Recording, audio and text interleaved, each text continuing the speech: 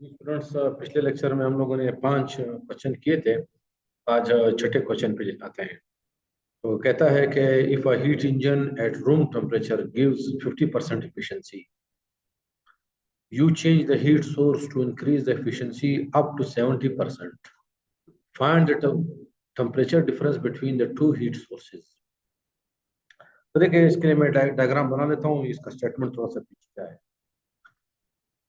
तो कहता है कि फर्ज करें मेरे पास एक हीट इंजन है।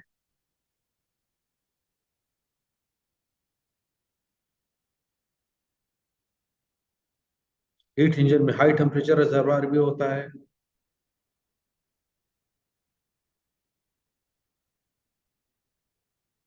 और लो टेम्परेचर रिजर्वायर भी होता है। अभी वो कहता है कि हीट इंजन जो है रूम टेम्परेचर पे अमल कर रहा है, काम कर रहा है। तो इसका मतलब है कि T2 जो है रूम टेम्परेचर है, और रूम टेम्परेचर कितना होता है 300 केल्विन। और ये ऊपर वाला टेम्परेचर को मैं नाम लेता हूँ T1 डैश। क्या नाम दिया? T1 dash. कहता है कि ये जो हीट इंजन है ये 50% एफिशिएंसी दे रहा है।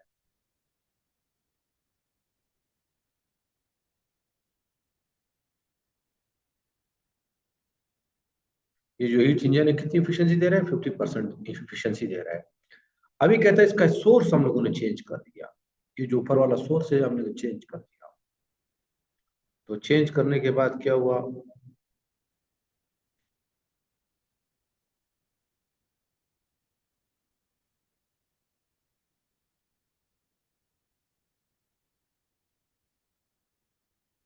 ये T2 वही रूम टेम्परेचर है, ये चेंज नहीं हुआ। लेकिन उन्होंने T1 चेंज कर दिया। T1 चेंज कर दिया, और T1 चेंज करने पे जो एफिशिएंसी है वो 70%।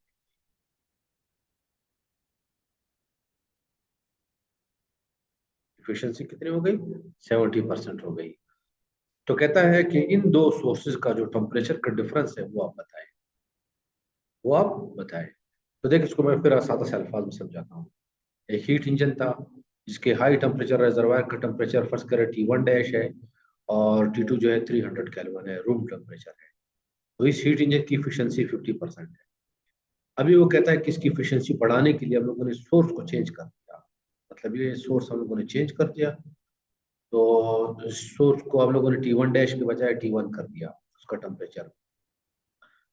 तो कहता है कि अभी जो एफिशिएंसी है वो 70% हो गई। तो कहता है इन दोनों सोर्सेज का जो डिफरेंस है वो आप बताएं। T1 माइनस T1 डैश, ये आप बताएं। ये आप बताएं। तो देखिए, पहले आ जाता हूँ कि T2 जो है मेरे पास वो है 300 केल्विन। ये दोनों इंजन में 300 केल्विन है। पहले इफिशियंसी जो थी उसको मैं नाम दूंगा ईटा 1, और वो है 50%। लेकिन परसेंट का साइन खत्म करने के लिए 100 से डिवाइड करेंगे तो ये आ जाएगा 0.5। फिर जब हम लोगों ने हीट सोर्स को चेंज कर दिया तो इफिशियंसी 70% हो गई।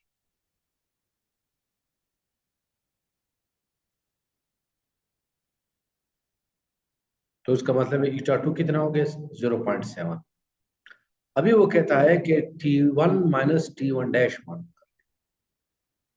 T1 माइनस T1 डैश, ये हम लोगों ने मालूम करना है। जो सोर्सेज हम लोगों ने चेंज किए तो उनके जो टेम्परेचर का डिफरेंस है ये मालूम करना है। तो अभी ये किस तरह करेंगे? पहले हम लोग T1 मालूम कर लेंगे। ये उस वक्त मालूम करेंगे जब एफिशिएंसी 50%। ये इसको मैं कहूंगा T1 डैश।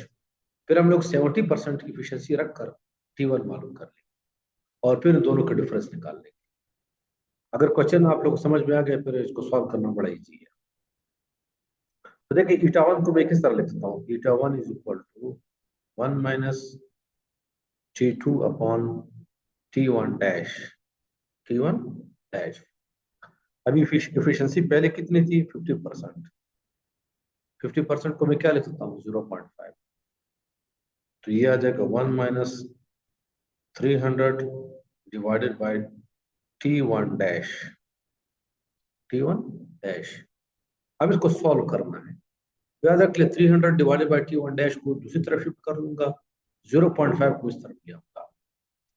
तो ये मेरे पास आ जाएगा 300 divided by T1 dash is equal to 1 minus 0.5, 1 minus 0.5। इसका मतलब है कि 300 divided by T1 dash, sorry T1 dash मालूम कर लूंगा।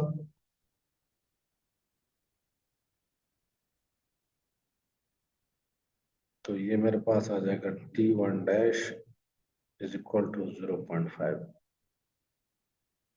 सही, 1 माइनस 0.5 0.5 होता है। 0.5 को इस तरफ शिफ्ट कर दिया, T1 डैश को उधर ले गए। तो अगर आप T1 डैश मालूम कर ले तो ये आ जाएगा 600 केल्विन। क्या जाएगा? 600 केल्विन। इसका मतलब है ये है कि इस हीट इंजन की एफिशिएंसी जब 50% थी तो जो हाई टेम्परेचर रिजर्वायर था उसका टेम्परेचर 600 था। कितना था? 600 था। अभी हम लोगों ने हाई टेम्परेचर रिजर्वायर का टेम्परेचर मालूम करना है जब एफिशिएंसी 70। तो इसका मतलब मैं लिख सकता हूँ कि eta2 जो है ये आ जाएगा 1 minus T2 upon T1, 1 minus T2 upon T1। तो eta2 कितना है? 0.7, और ये आ जाएगा 1 माइनस T2 अपॉन T2 कितना है? 300।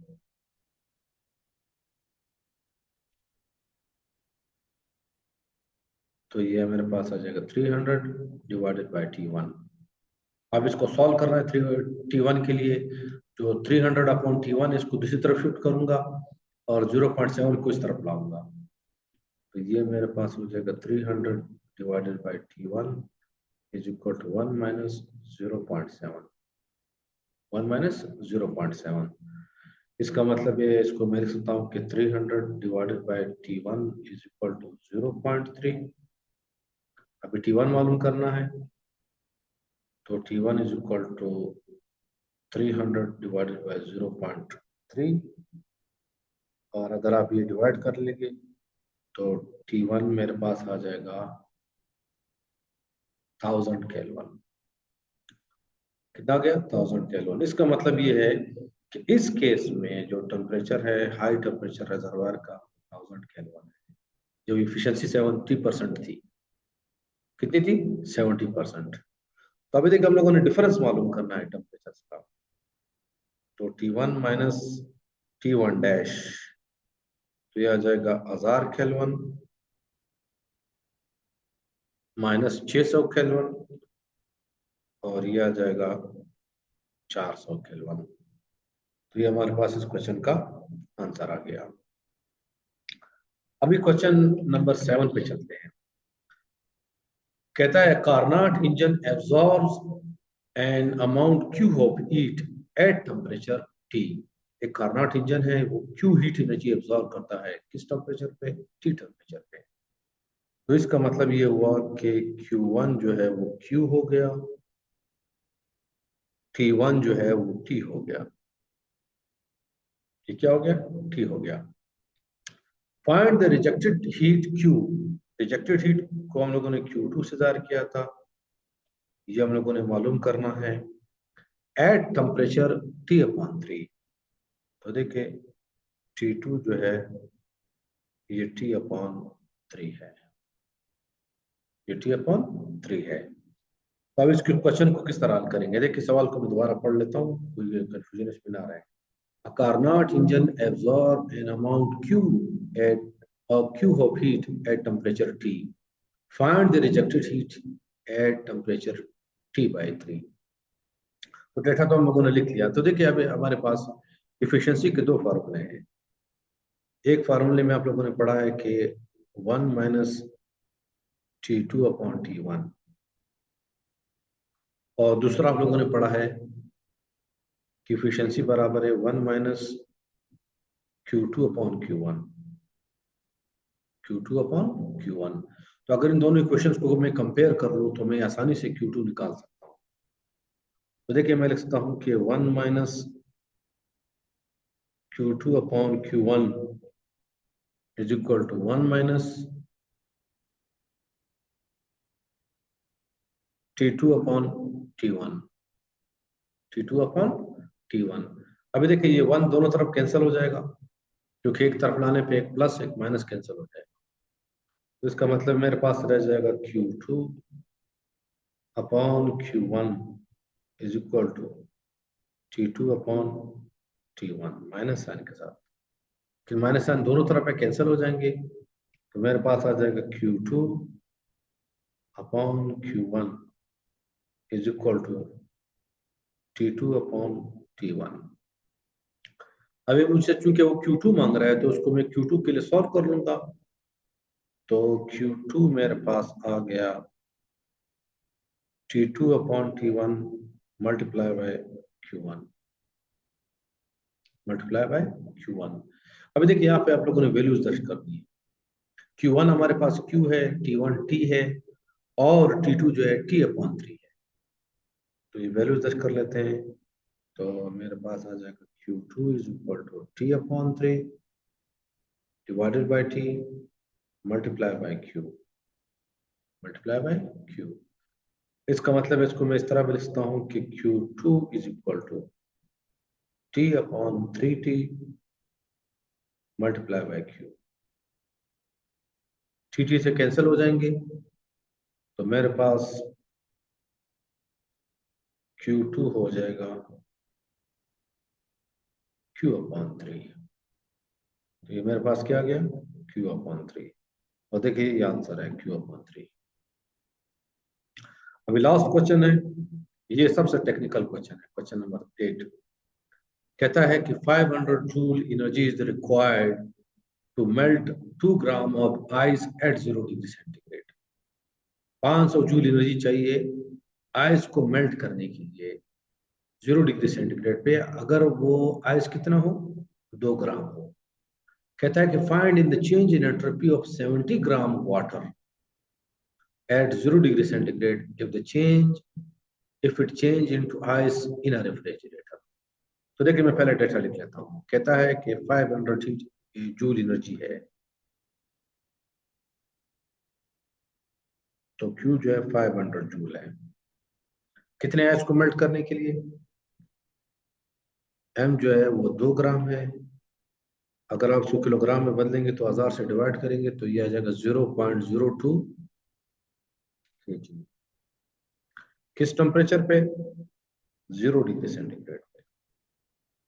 0 डिग्री सेंटीग्रेड का मतलब है 273 केल्विन। 273 केल्विन। कहता है find the change in entropy. हम लोगों ने चेंज इन एंट्रोपी मालूम करना है ऑफ 70 ग्राम वाटर। अभी वाटर जो है मेरे पास जो है वो 70 ग्राम है। अगर आप इसको किलोग्राम में बदलेंगे तो यह आ जाएगा 0.07 किलोग्राम। 0.07 किलोग्राम। और इसको हम लोगों ने चेंज किया किस टेम्परेचर पे, वही 0 डिग्री सेंटीग्रेड पे। तो आज इस सवाल को किस तरह हल करना है, देखिए चेंज इन एंट्रोपी मालूम करना है, लेकिन 70 ग्राम वाले वाटर, 2 ग्राम वाले वाटर का नहीं। तो देखिए एंट्रोपी के लिए आप लोगों ने पढ़ा है कि चेंज इन एंट्रोपी जो है वो डेल्टा Q अपॉन T के बराबर है। डेल्टा Q अपॉन T के बराबर है। अभी हमारे पास डेल्टा Q नहीं है, T तो हमें गिवन है, T जो है 273 है। 0 डिग्री सेंटीग्रेड का मतलब 273 L1। डेल्टा Q मालूम करने के लिए हम लोग क्या करेंगे, क्योंकि यहाँ पे टेम्परेचर चेंज नहीं हो रहा, तो डेल्टा Q को हम लोग लिखेंगे कि M multiply by LF। M multiply by LF। M जो है मास है जो कि 70 ग्राम होगा। LF जो है लेटेंट हीट ऑफ फ्यूजन है, लेटेंट हीट ऑफ फ्यूजन है। लेकिन याद रखिए इसने यहाँ पे लेटेंट हीट ऑफ फ्यूजन नहीं दिया। तो अगर हमारे पास लेटेंट हीट ऑफ फ्यूजन आ जाए तो इसको हम लोग 70 ग्राम से मल्टीप्लाई कर देंगे, तो हमारे पास डेल्टा Q आ जाएगा। डेल्टा Q को T से डिवाइड कर देंगे तो डेल्टा S आ जाएगा। तो अभी LF किस तरह मालूम करेंगे, तो LF हम लोग इस इंफॉर्मेशन से मालूम करेंगे। तो देखिए हम लोग इसको लिख सकते हैं कि डेल्टा Q जो है हम लोग लिख सकते हैं कि MLF। तो इसका मतलब है LF कितना हो जाएगा, delta Q divided by M। Delta Q divided by M. ये मेरे पास एक तरह से डेल्टा क्यू आ गया। और मास कितना है? 2 ग्राम। 2 ग्राम को किलोग्राम में चेंज किया है, तो अगर इन दोनों क्वांटिटीज को डिवाइड करेंगे तो एल एफ आ जाएगा, और उस एल एफ को हम लोग इस फार्मूले में इस्तेमाल करके, मास को 70 इस्तेमाल करके डेल्टा क्यू मालूम कर लेंगे। जब डेल्टा क्यू हमारे पास आ गया तो चेंज इन एंट्रोपी मालूम कर लेंगे। तो आ जाते हैं, एल एफ मालूम करते हैं, लेटेंट हीट ऑफ फ्यूजन मालूम करते हैं। तो ये मेरे पास आ गया 500 डिवाइडेड बाय, और मास कितना है? 0.002। तो अगर आप इन दोनों वैल्यूज को डिवाइड करेंगे तो ये मेरे पास आ जाएगा 25000 जॉल पर केजी। तो हमारे पास एल एफ की वैल्यू आ गई। अभी जब हमारे पास एल एफ की वैल्यू आ गई तो अभी सवाल पैदा होता है कि 70 ग्राम वाटर को चेंज करने के लिए कितनी चाहिए। तो हम लोग इस फॉर्मूले पे आ जाएंगे, तो हम लोग आएंगे delta Q is equal to M, हमें पता है 70 ग्राम है, 70 ग्राम का मतलब है 0.07 किलोग्राम, और एल एफ जो है वो है